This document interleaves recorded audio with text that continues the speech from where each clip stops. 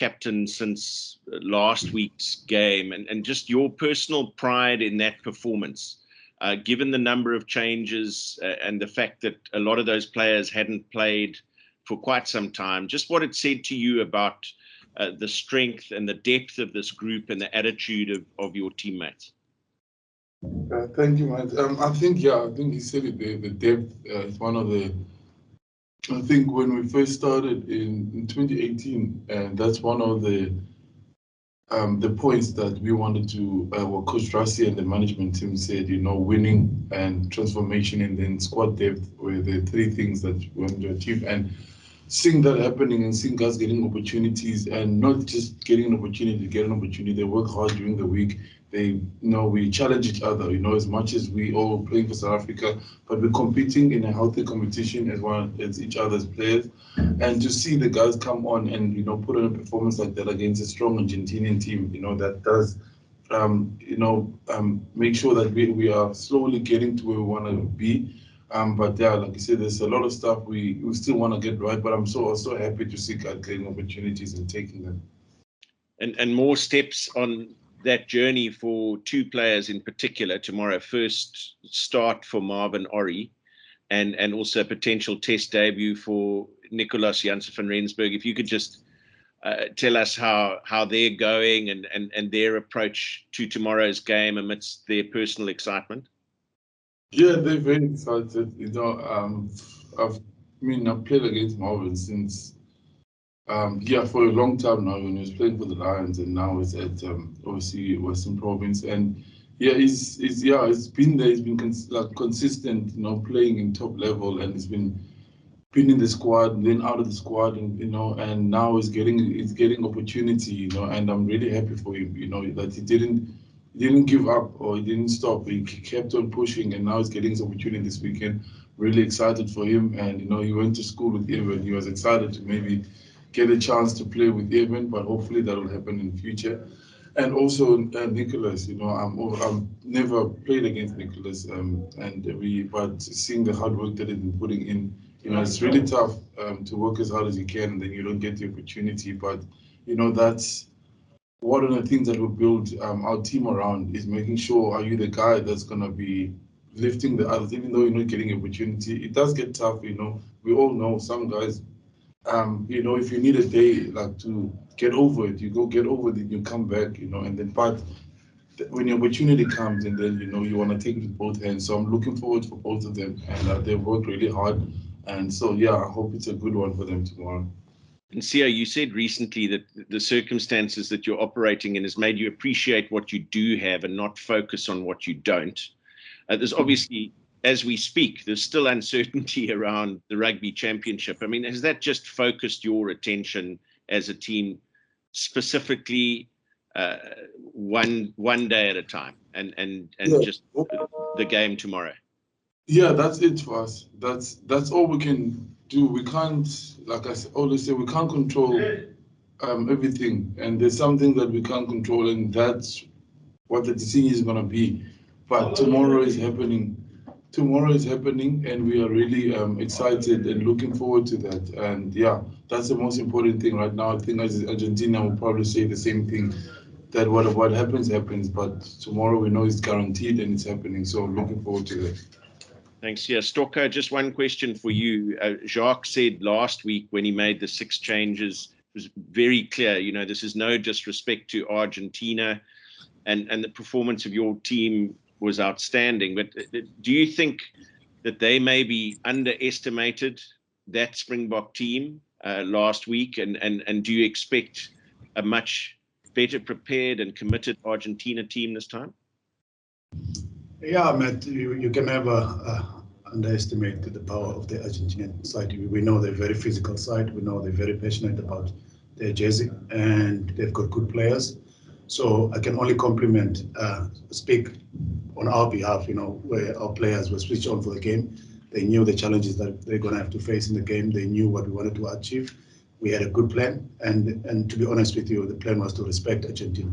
Because the moment you start thinking now, you're going to try and do fancy things in the game, that's where you lose your focus, and they will capitalize from that. So I think we were I must give compliment to our players for sticking to the plan. And as you can see, for us, there's a process and there's plans in place that we want to focus on. So it's not about actually the final score. You know, we've got certain pressure points that we follow in the game. And I have to be honest and say the gentlemen, they really stepped up last week. And for us, it wasn't a matter of disrespecting them. It was a matter of making sure that we select the best possible team at that time. And all the guys that are in our squad, we trust all of them, and they've been great. You know, we know it's tough, like Sia mentioned earlier on.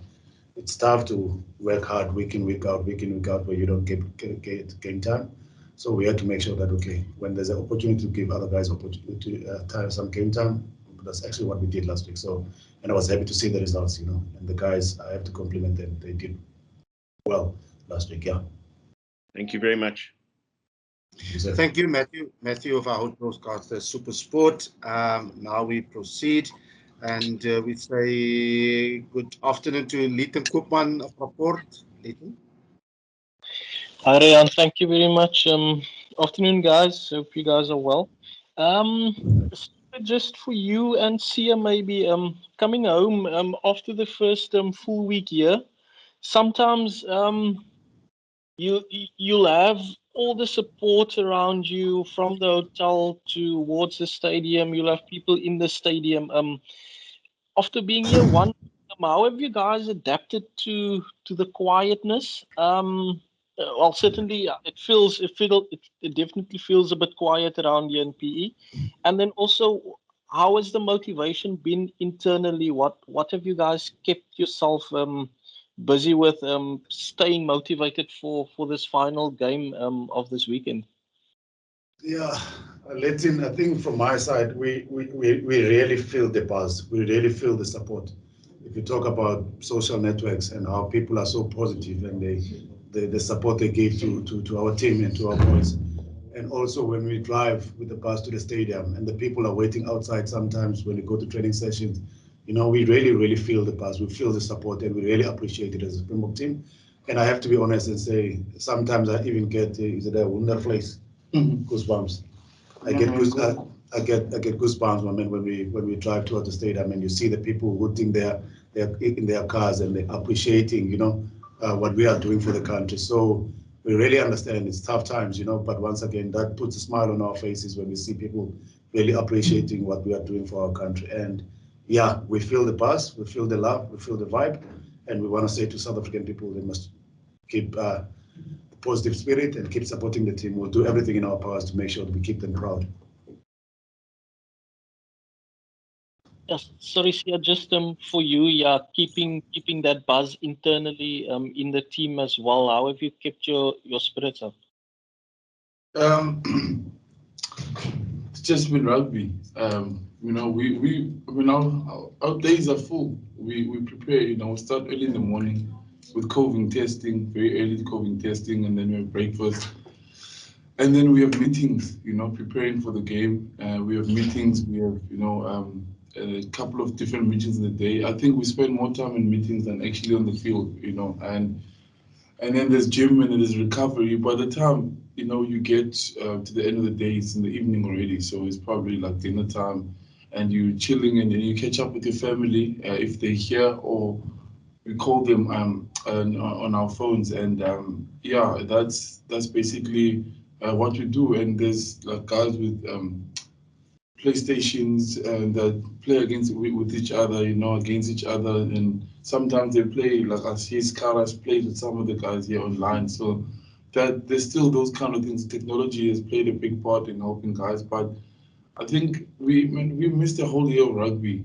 So at this moment, they will do anything to continue playing. You know, we don't know what's gonna happen with this virus in the future. So we're just appreciating the time that we have, and we're in a very, very privileged position in this time where people are losing so much. We are still able to do what we love, where people are losing jobs and all that, and now we're still able to play. So we can see what's happening in our country alone. You know, we're not even looking the rest of the world. We can still play, so we've got no excuses to. We can't make excuses. We can't complain. So that also does motivate us, and also we know like one or two people I don't know, love seeing us play, and it does, give them something on a Saturday, to just kind of switch off and look forward to seeing us play. Thank you, Sia. Right, and Leighton, you can throw in the odd press conference or 3 as well in the team program. So it's quite a busy program, as explained by Sia and by Stocker. Right. Say now hi to Craig Lewis. Thanks, Ray. Just a question to both of you. If just the same question to both.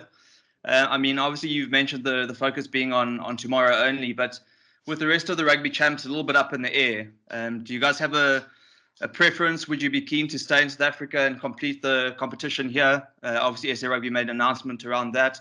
If you have to go to Europe, would you be happy to do that? Just your thoughts on the future of the competition.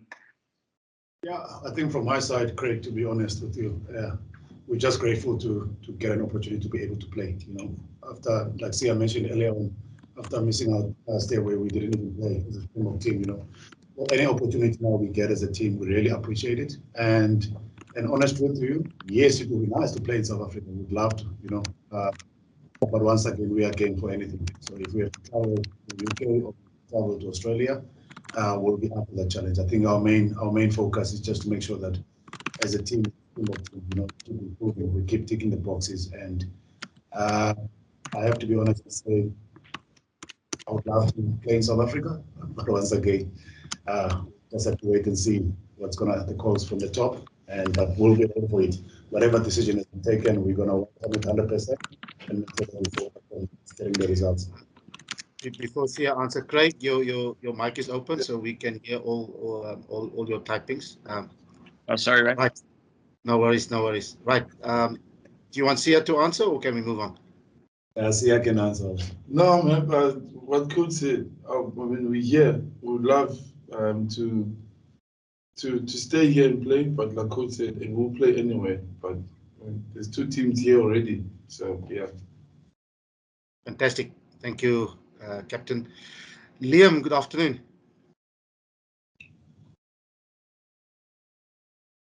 Hi, good afternoon, guys. I hope you're well. My question is for Coach Stocker. When you look at the Argentina team, especially their pack of forwards with the changes they've made, Guido Petti on the side of the scrum and Thomas Lavanini in the second row, do you expect a more physical challenge from them? And if so, how important do you think discipline will be this weekend? Yeah, I think they've selected a very strong and experienced squad. If you look at those names, the guys that have been there, we know Lavanini is one of the top guys in that side, So, and Argies, once again, like I always say, Argentina, they always bring that physical challenge, They're very, very emotional, and everything they're doing as a country, you can see there's passion behind it.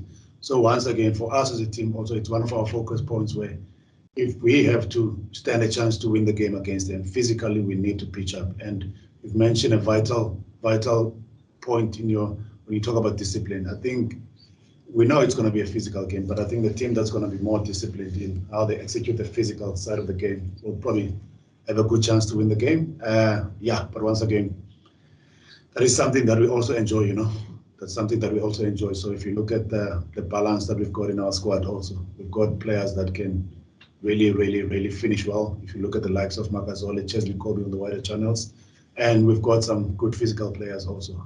So once again, it's going to be a challenge for us, but that is something that we enjoy as a team. Thanks. Thank you. Welcome to Percival Young. Good morning, Ryan. Good morning, colleagues. Good morning, Coach Stocker. Good morning, Captain. Coach Stocker, can I ask you, maybe to you and Sia as well? I'm going to ask this question again, but maybe in a different way, though.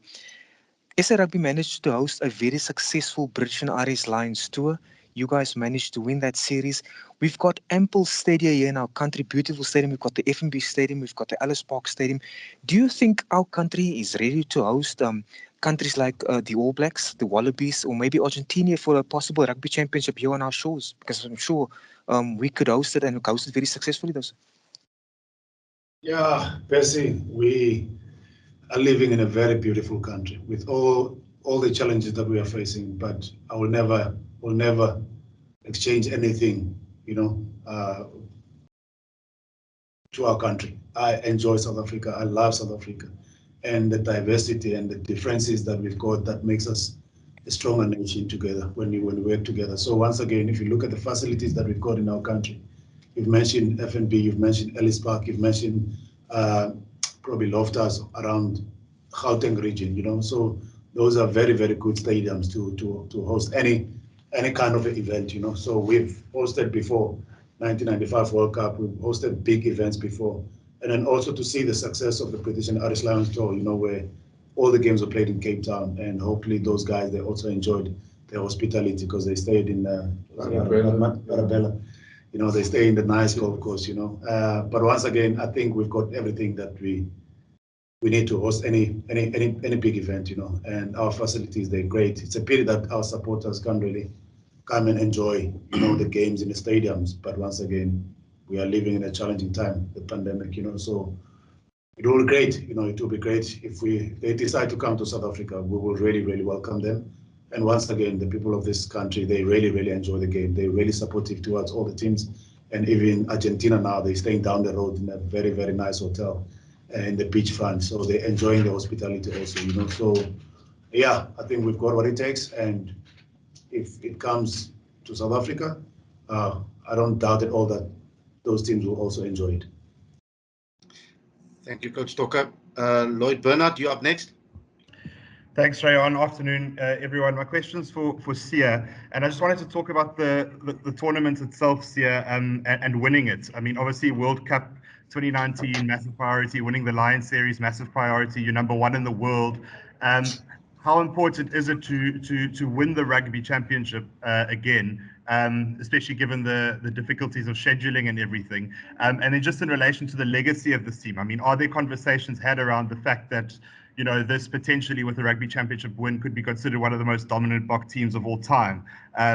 Is that legacy and that kind of conversation around that something you guys are having, and how important is actually coming away with silverware in solidifying that legacy? Yeah, first on the legacy stuff, yeah, we don't talk about that kind of things, but what we do say, each player, when he accepts being chosen for the team for the first time, and something that you want to say over, we all want to leave this jersey in a better place than you got it before, and you want to invest yourself and give everything you can while you have the privilege of wearing the Springbok jersey. And yeah, we can all not and say that we don't want that or whatever. It's definitely that we want to win every single game we play. We prepare like we want to win every single game we play. We want to win every true competition we play in, or it would just be a waste if we just went in there just to compete. No, we definitely want to win. And yeah, we take each game and we put the same effort as we did, no matter who we're playing. It doesn't matter who they are, we prepare exactly the same. And that's important. That's why we narrow it down. We narrow it down to each week who we're playing this weekend. Exactly the same processes that we followed the week before. We'll do the same thing. And obviously we do have the end goal at the end, which is obviously winning that trophy, but we are trying to not think that far and take it game by game. And this will be important for us as a group. And that's why we're here. That's why we're all making sacrifices to be here, because we really want to play. We've been playing such a long time. So, some of us have been seeing our families, and some guys left their families from overseas. So everybody's willing to be here, and we're all saying this current situation, whatever the challenges are, that will never be the excuse. If we lose a game or if something happens, when we step on the field, we've accepted that everything is fair, everything is fine, and we're ready. And hopefully, if we can win everything, that'll be amazing. And staying number one. It's hard. It was a hard journey to get where we are. Go when the coach, I remember even saying it last year to the group. It's a hard road getting to the top, but what's even harder is it's staying there for as long as you can, and that's where we want to be for as long as we can as a group. Thanks. Thank you, Sia. Percy, I see your hand is up. Is it again for another question? Yes, please, Rian, if it's possible. Coach Stoker, I just want to ask a logistical question. With your trip on Sunday now being on hold, does the entire squad still stay the same until Sunday, though, sir? The big squad? Yeah, without going into too much detail, basically, we will still be together, probably until the call has been made. So we're not gonna release the players on Sunday. So after the game, hopefully we'll get good results, and then we can just focus on whatever plan that's gonna come after. But once again, we trust our boardroom, we trust our executive members with our director of rugby. They will do everything in their powers to make sure that we get a chance to finish the tournament and play, irrespective of it's in South Africa or it's in UK, but we'll welcome whatever that's going to come. Yeah. Thanks. Craig, your hand is still up. Is that for a new question or was it the previous one? Yeah, a new one for Sia, if possible. Go ahead. Sia, just going back to earlier this year, you mentioned you were the sort of player who needed to play regular matches one after the other to sort of build up a bit of form and fitness. Do you feel you've got that now, having started a succession of test matches? Just generally, how are you feeling your game is at the moment? Do you feel like you're playing back at the level you want to in terms of test match rugby?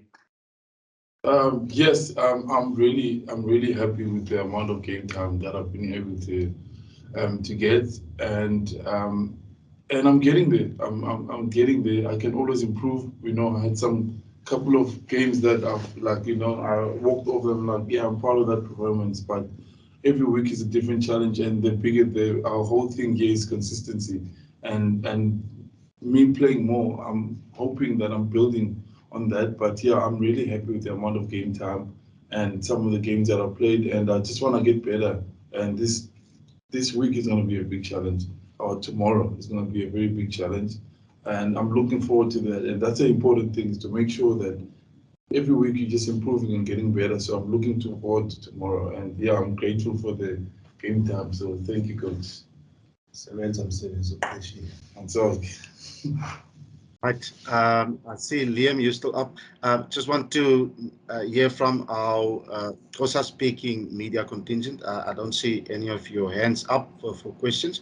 So we're wrapping up. So Liam, is this for a new question?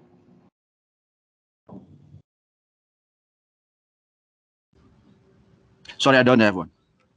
You don't? Okay, excellent. Thanks, Liam.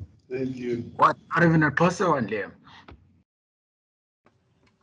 Don't get me started.